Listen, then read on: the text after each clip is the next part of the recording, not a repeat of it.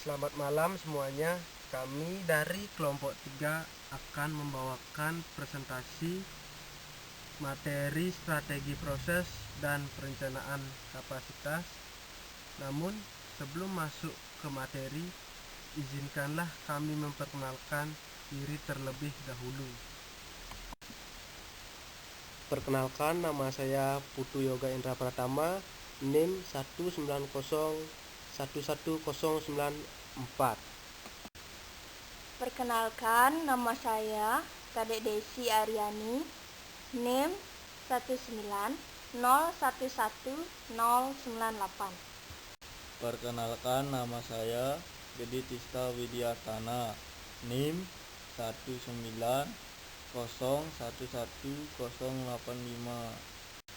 Perkenalkan, nama saya Lustudiasih dengan NIM 190111089.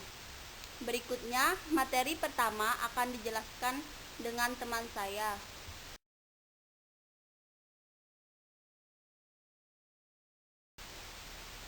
Baik, saya akan menjelaskan materi yang pertama tentang strategi proses.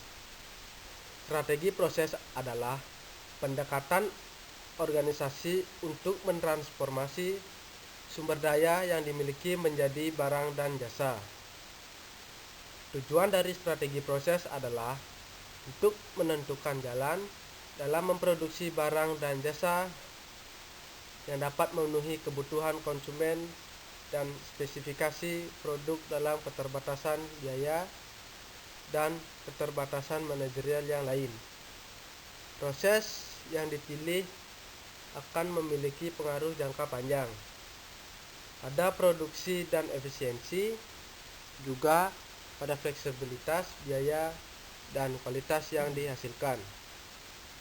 Strategi proses merupakan pendekatan organisasi secara keseluruhan untuk menghasilkan barang dan jasa. Pendekatan ini bermacam-macam tergantung situasi yang dihadapi oleh suatu perusahaan. Paling tidak ada 4 tipe pendekatan yang dilakukan oleh perusahaan dalam strategi proses, yaitu yang pertama, pendekatan proyek adalah satu jenis produksi suatu barang untuk memenuhi pesanan pelanggan. Yang kedua, pendekatan batch production, yaitu sistem produk yang memproses beberapa item dalam beberapa kelompok yang kecil.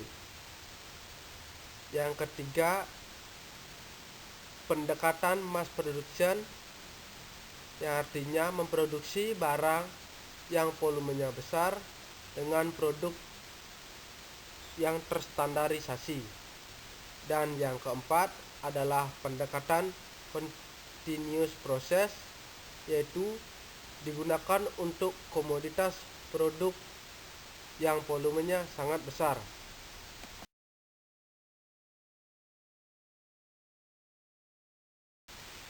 Selanjutnya, saya akan menjelaskan tentang jenis-jenis strategi proses. Dalam melakukan proses produksi, diperlukan strategi pendekatan khusus dalam setiap prosesnya. Hal ini bergantung kepada target dari produksi itu sendiri dan jenis barang yang diproduksi. Hal ini dirasa sangat penting mengingat pendekatan strategi yang tepat akan menghasilkan kualitas produk yang baik dan target yang ingin dicapai.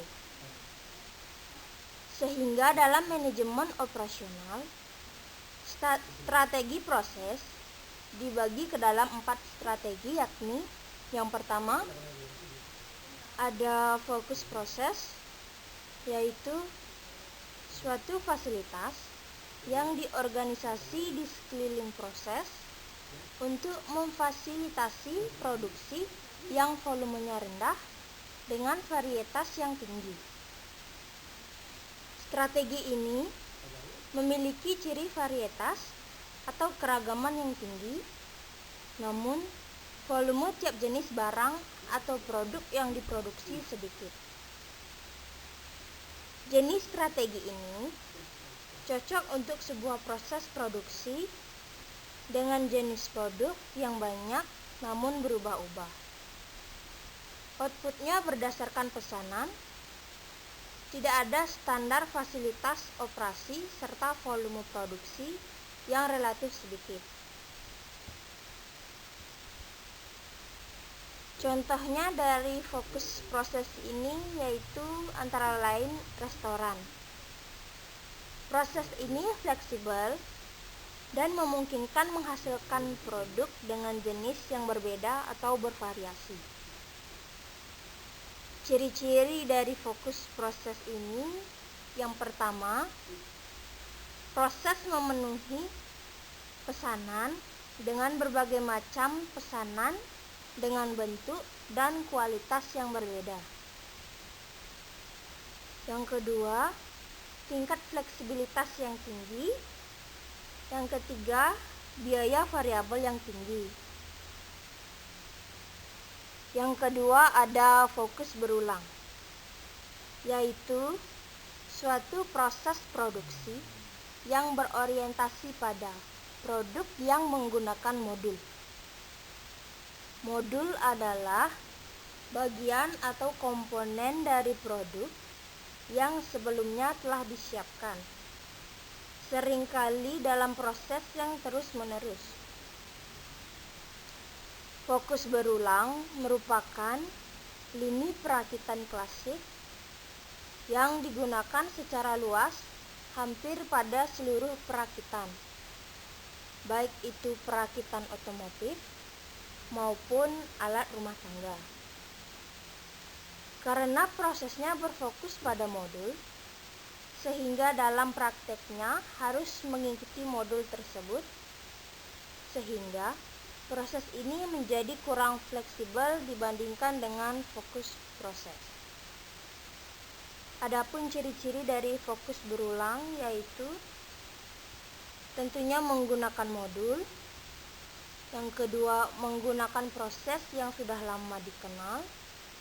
Yang ketiga, fleksibilitasnya yang rendah. Yang ketiga ada fokus produk, yaitu suatu fasilitas yang diatur di sekitar produk yang berorientasi pada produk, volume yang tinggi, proses dengan varietas yang rendah. Fokus produk adalah kebalikan dari fokus proses.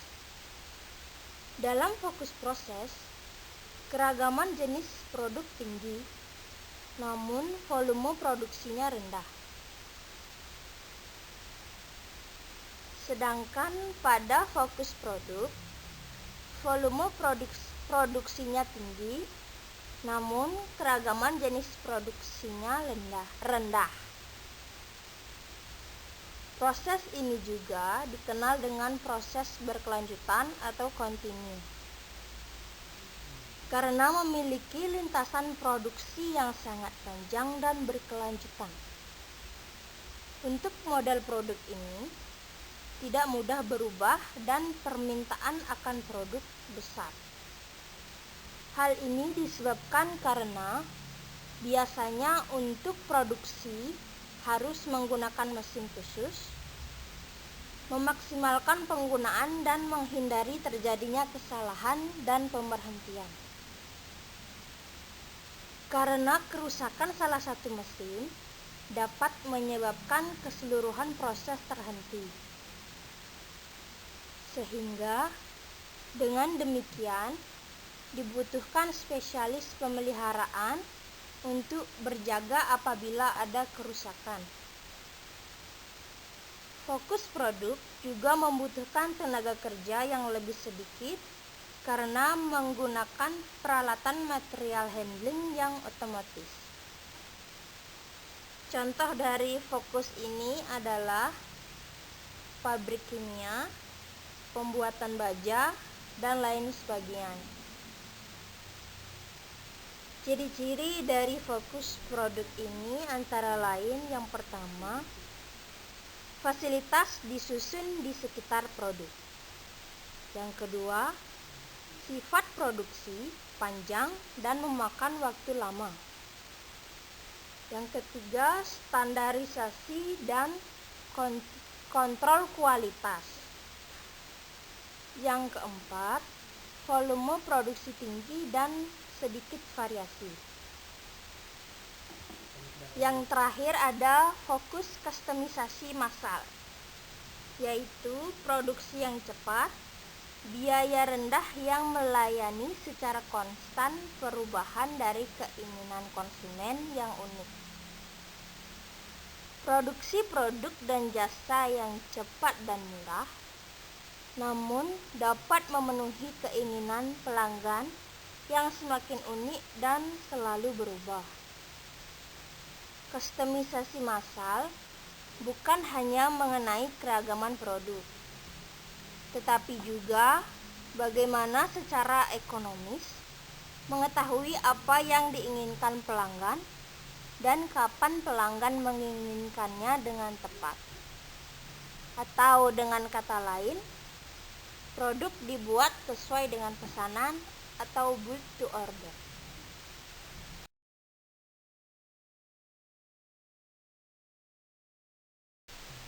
Baik, selanjutnya yaitu pengertian perencanaan kapasitas. Perencanaan kapasitas adalah proses untuk memutuskan kebutuhan kapasitas produksi oleh perusahaan untuk mempertemukan perubahan permintaan setiap produk.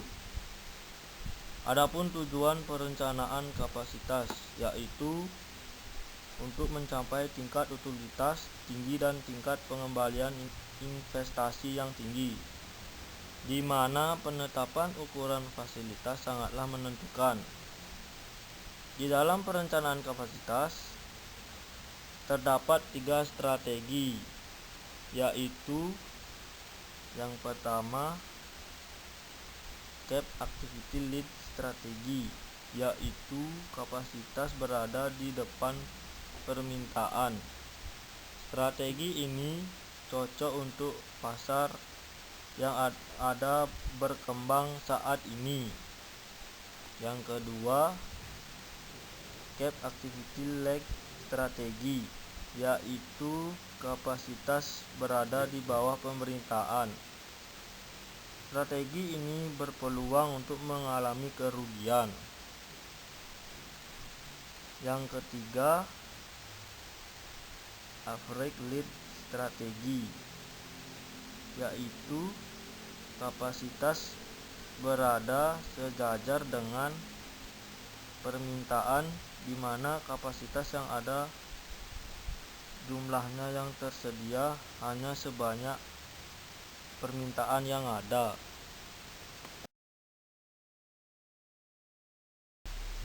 Selanjutnya adalah macam-macam perencanaan kapasitas. Perencanaan kapasitas dapat dilihat dalam 3 horizon waktu. Yang pertama yaitu kapasitas jangka pendek. Perencanaan kapasitas jangka pendek digunakan untuk menangani secara ekonomis hal-hal yang sifatnya mendadak dan di masa yang akan datang.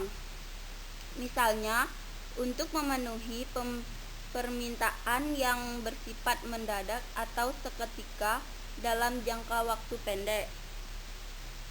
Kebanyakan perusahaan tidak beroperasi penuh selama 24 jam per hari dan tidak pernah beroperasi penuh 7 hari per minggu.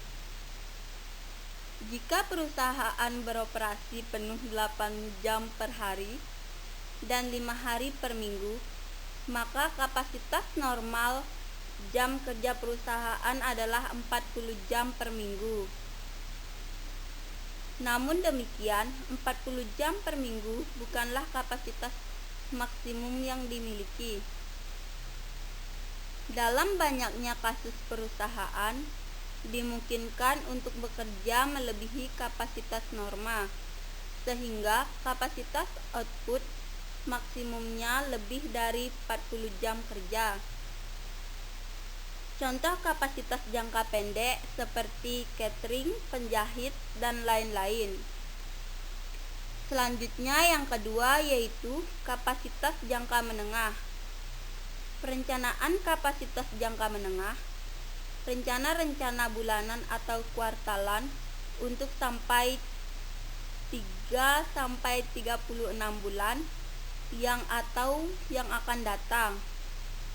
Dalam hal ini, kapasitas juga bervariasi karena alternatif seperti penarikan tenaga kerja, pemutusan kerja, dan peralatan-peralatan bukan utama.